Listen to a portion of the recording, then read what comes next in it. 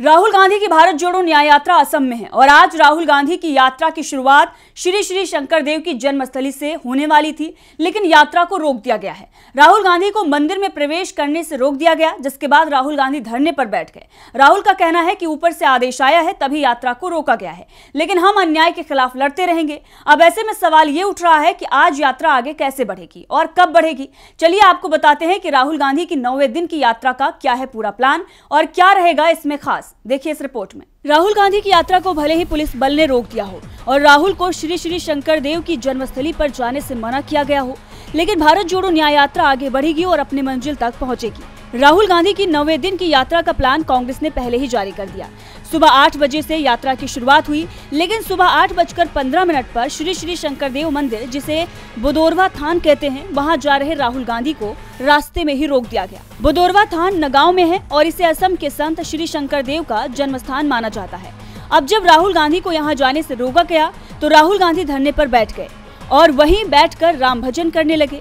अब सवाल ये था कि आखिर यात्रा को रोका क्यों गया, तो इसको लेकर कांग्रेस ने दावा किया कि बीजेपी डरी और घबराई हुई है, इसीलिए हिमंता सरकार ने उन्हें दर्शन करने से रोक दिया है।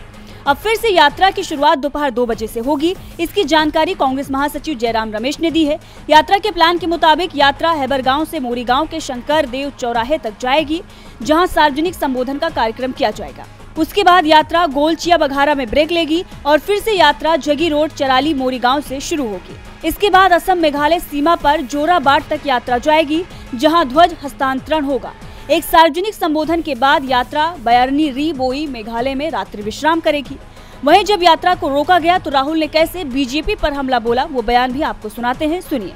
पता नहीं, शायद आज सिर्फ एक व्यक्ति मंदिर में जा सकता है। ऐसा क्यों हो रहा है? बुला लीजिए भैया।